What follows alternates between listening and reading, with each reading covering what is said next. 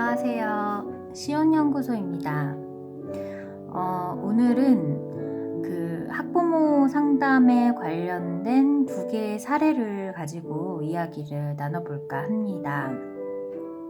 먼저 첫 번째 사례는 우리 교실에 학습에 대해서 좀 부진함을 보이는 친구가 굉장히 방해가 된다라고 했을 때 학부모 상담은 과연 어떻게 진행이 되어야 하는가에 대해서 간단히 이야기 나눠보도록 하겠습니다. 저는 이 상담이 조금 더 도움이 되었으면 하는 바람에서 그 공부방이라는 그런 어떤 제약적인 환경에 대해서로 이야기를 좀 제안시켜 보려고 하거든요. 다음에는 학교 현장에서도 사용할 수 있는 상담의 예를 준비해 보도록 하겠습니다. 먼저 학습 부진을 겪고 있는 친구가 그 반에 방해가 되고 무리한 어떤 행동을 한다면 선생님은 어떤 기분이 드시겠어요? 특히 이런 공부방이라는 환경에서는 사실 사교육이기 때문에 어떻게든 모여있는 그 그룹 안에서의 친구들의 학습을 좀 이렇게 높은 수준으로 끌어올려야 하는 그런 책임을 가지고 있는 그런 곳이거든요. 그런데 이제 그 그룹 안에 좀 문제적인 어떤 행동을 보이는 친구가 있다면 사실 선생님이 준비한 내용을 다 친구들에게 풀어놓기는 굉장히 어려울 수도 있죠. 그래서 이렇게 문제가 되는 친구들 같은 경우에는 선생님이 적어도 한 3-4번 정도 동안은 이 친구가 어떤 행동을 하고 어떤 행동에 말을 하는지 유의 깊게 살펴보고 나서 그것을 일지식으로 좀 적어 놓는 것이 필요합니다.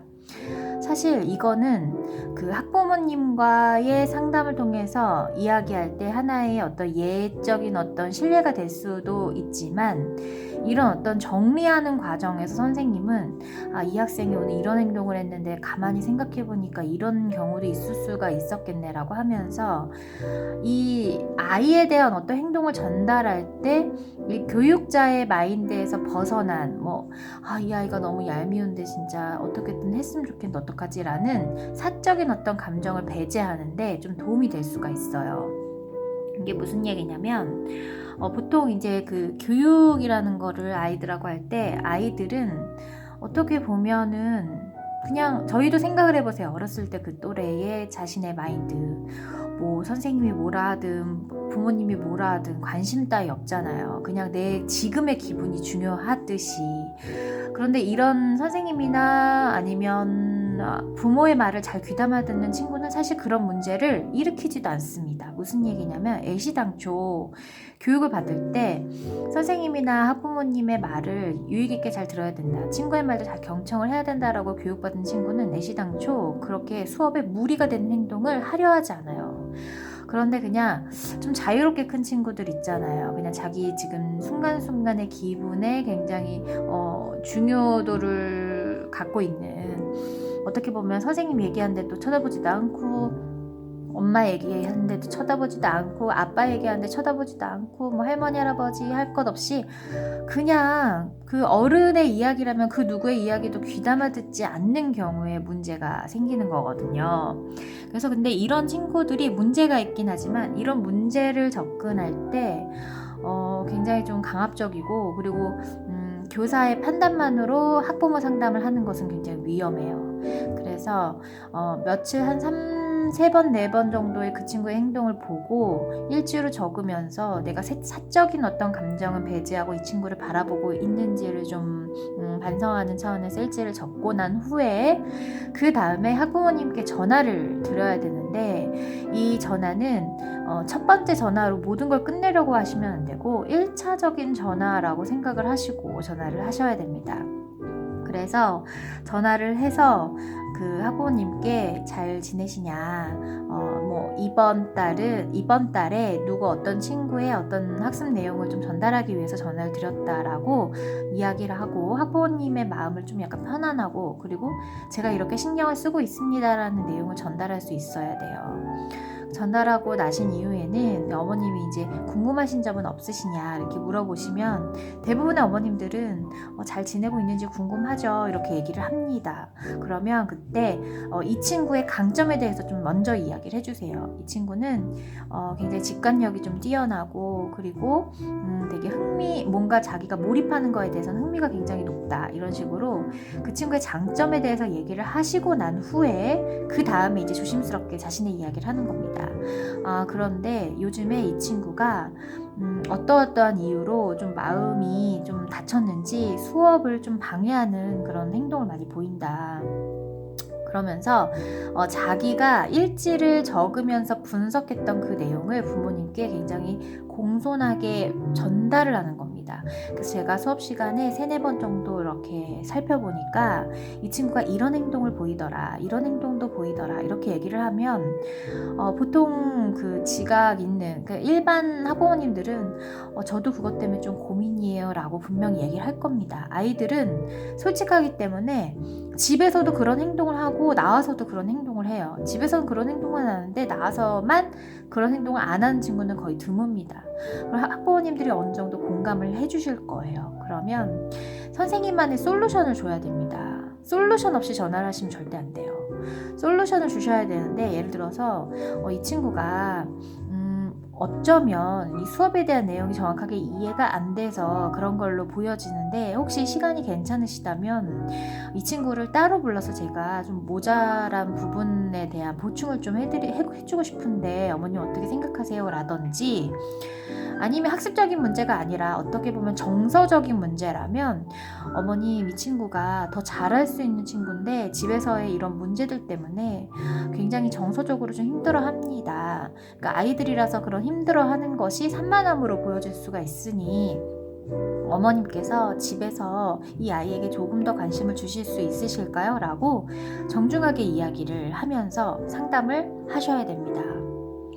이 이외에 다른 어떤 예들이 많이 있을 수 있겠죠. 그런데 기본적으로는 이런 문제, 학습의 부진을 갖고 있는 친구들도 마찬가지고 앞으로 제가 이야기할 굉장히 월등한 친구가 가지고 있는 어떤 그런 문제점도 마찬가지고 가정의 문제이거나 아니면 지금 현재 공부하는 학습의 문제 이 두 가지에서 크게 벗어나지는 않더라고요. 특수아동을 제외하고는 그렇기 때문에 이런 식으로 1차적으로 전화를 해보고 그렇게 한번 해보시면 어떨까요? 라고 권유해드리고 학부모님께서 그렇겠다고 하면 그러면 저희 한번 힘을 합쳐서 이 친구의 행동을 좀 잘 수정해 보도록 해요 라고 하면서 굉장히 해피하게 전화를 끊으셔야 됩니다. 전화를 끊고 나서 그 다음에 또 중요하겠죠. 그 다음부터는 사실 이 공부방 선생님이 이 친구에 대해서 완전히 몰입하기는 굉장히 어려워요. 다른 친구들도 있기 때문에. 하지만 학부모님한테 이미 1차적인 전화를 했기 때문에 한 달에 한 번씩은 한 6개월 동안은 그 친구가 어느 정도 좀 행동이 괜찮아질 때까지는 6개월 정도까지는 계속해서 꾸준하게 전화를 드리고 행동이 좋아진 점 말씀드리고 여기서 조금 더 좋아졌으면 하는 점들을 말씀드려서 계속해서 학부모님들과의 어떤 그런 상호 어떤 의사소통을 하는 것이 굉장히 중요하다고 보겠습니다. 그 다음에 두 번째 사례 때문에 이 동영상을 만들게 됐는데요. 두 번째 사례는 굉장히 월등한 친구가 그 반에서 문제를 일으키는 경우가 있잖아요. 이런 친구의 같은 경우에는 어떻게 상담을 해야 되냐. 사실 월등한 친구 같은 경우에는 기본적으로 몸속에 내재되어 있는 화가 있어요. 이게 무슨 얘기냐면 보통 집에서 되게 너는 정말 잘한다. 이것도 잘하고 저것도 잘하고 정말 천재네 천재 이런 식으로 얘기를 들어온 친구들은 몸속에 어느 정도 화가 있다고 봐야 됩니다. 아이들이 초등학교 때 잘하는 친구들이 분명히 있죠.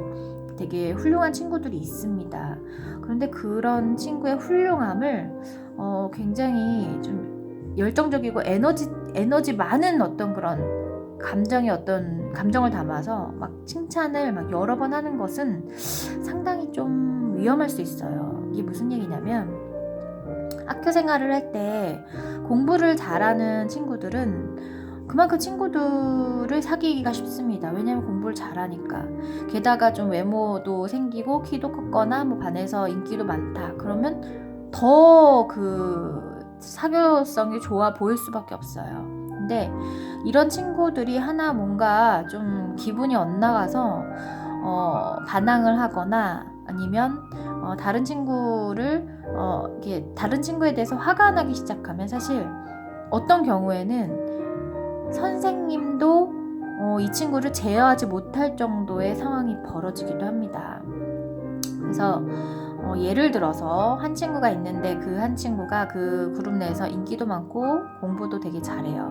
그리고 평상시에 굉장히 좀 남성적인 친구여서 친구들이 못할 때도 그냥 이건 이거야 저건 이거야 이렇게 얘기를 해주는데, 이런 공부 잘하는 친구들 중에서 여기까지만 보면 문제가 안 될 것 같죠. 그런데 보통 이런 어떤 친구들이 문제를 많이 만드냐면 정답을 알려주면서 이게 도와주는 건지 잘난 체를 하는 것인지 잘 모르는, 그리고 또 가만히 보면 자기 것에는 굉장히 관심이 많은데 남의 것에는 그닥 관심이 없으면서 뭔가 학습적인 의욕은 굉장히 높은 친구들이 있거든요.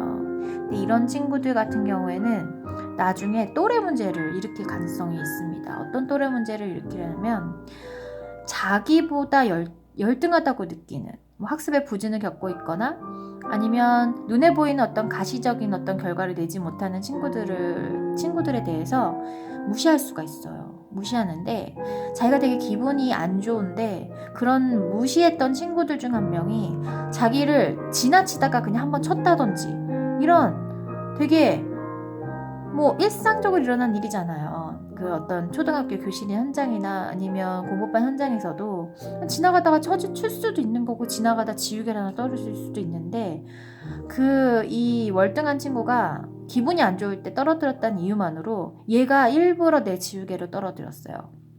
얘가 일부러 저를 때렸어요 라고 선생님한테 일러 바침으로 해서 선생님이 너 왜 그랬니? 라고 물어봤을 때 그 친구가 저 일부러 한 거 아니에요, 지나가다 모르고 그랬어요 라고 얘기를 했을 때 선생님이 모르고 했다잖니, 네가 좀 이해해 주렴, 그리고 모르고 했지만 친구에게 사과하렴 이라고 친구에게 사과하라고 얘기를 한들, 이 친구는 이미 몸속에 어떤 생각을 갖고 있냐면 니 따위가 감히 나를 쳐? 니 따위가 감히 지나가면서 지우개를 떨어뜨려? 이런 식으로 생각을 하고 있기 때문에 막 분노가 굉장히 막 게이지가 막 높아지면서 선생님이 무슨 얘기를 해도 별로 귀담아 듣지 않게 됩니다. 이럴 때 선생님이 되게 과감하게 너 지금 뭐 하는 행동이야? 이건 옳지 않은 행동이잖아. 친구가 모르고 했고 사과를 했고 주변 친구도 이 친구가 모르고 했다라고 이야기를 했어. 그런데 너는 왜 그렇게 아직까지도 그렇게 친구한테 화를 내고 친구를 잡고 때리려고 하지? 라고 제지를 어느 정도는 하셔서 이 친구 화를 가라앉힐 수 있도록 도와주셔야 돼요. 그런데 되게 힘들었겠다, 네가 지금 되게 힘든 과정을 겪고 있구나 라고 공감을 하면서 넘어가면 사실 이 친구는 그 당시에 자기가 뭘 잘못했는지 잘 모르고 넘어갑니다. 그런데 교육 현장에서 이렇게 보면 학습력이 되게 좋은 친구들한테는 대부분 선생님들이 화를 별로 안 내요. 잘 따라서 하기 때문에. 이 친구는 굳이 건들지 않아도 잘 따라올 친구이기 때문에 이런 상황이 되었을 때 그냥 사과시키고 약간 그냥 맙니다. 그런데 사실 이런 친구들은 학교 생활은 그냥 무난하게 할 수 있겠지만 부모님들이 되게 조심해야 될 것은 나중에 사회 나간다고 생각을 해보세요. 이 친구의 이 성격 그대로 사회 나가면 그렇게 좀 자기보다 열등한 어떤 학습력이 좀 부족했던 친구들을 만날 기회는 별로 많지가 않아요. 결국 자기랑 좀 비슷하게 했던 친구들만 만나게 되거든요. 그랬다고 봤을 때는 그 친구는 그 상황이 됐을 때는 굉장히 멸시적이고 되게 좀 약간 자괴적인 어떤 그런 생각 받게 돼요. 사회에 나가서 네가 감히 나한테 이래? 이렇게 얘기를 해봤자 상대방은 똑같은 생각을 하거든요. 너도 마찬가지야. 이렇게 똑같은 생각을 하기 때문에 트러블이 있을 수밖에 없습니다.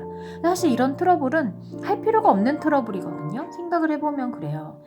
내가 저 친구를 존중하고 저 친구도 나를 존중한다면 사실 싸울 일이 별로 없거든요. 근데 이게 어디서부터 시작되면 어린 시절 내가 좀 했다. 어린 시절 난 좀 괜찮은 애였다. 좀 잘 나가는 친구였다. 라는 그 생각 때문에 나이 들어서 부딪히는 이 세상의 모든 사람들이 나보다 다 못날 수는 없거든요.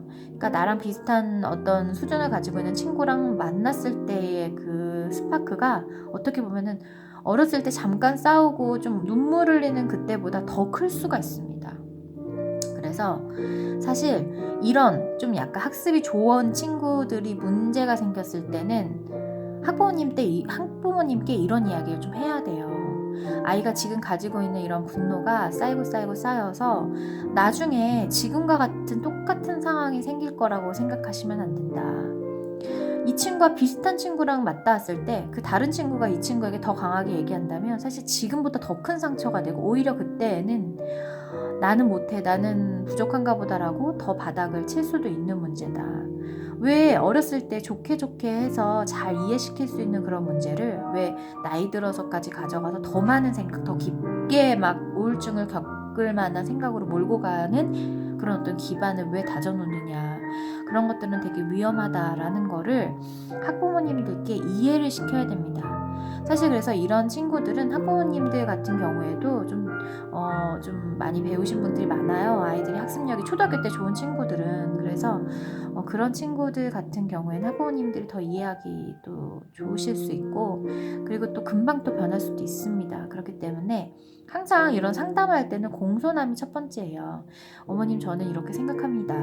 우리 이 친구가 지금은 너무너무 잘하고 있지만 아주 작은 문제이지만 친구들을 이렇게 배려하지 않는 마음에 대해서 이해를 못한다면 사실 이 친구가 정말 컸을 때 더 큰 난관을 겪을 수 있는 문제가 있다고 저는 봅니다라고 좀 공손하지만 어머님께서 금방 알아챌 수 있도록 조금 명확한 설명을 해주시면 좋아요. 그러면 그 다음에는 아마 바뀌어져 있는 경우가 굉장히 많을 거예요. 보통 첫 번째 제가 예로 드린 좀 학습이 좀 부진한 친구들의 변화보다 좀 멀뚱한 친구의 변화가 더 클 수가 있어요. 그리고 눈에 더 돋보입니다. 왜냐면 이런 친구들 같은 경우에는 와서 사과하는 친구도 있어요. 선생님, 제가 어제는 좀 죄송했습니다. 앞으로는 친구들에게 그렇게 마음 안 갖도록 노력해 보겠습니다. 이렇게 사과하는 친구도 있다니까요.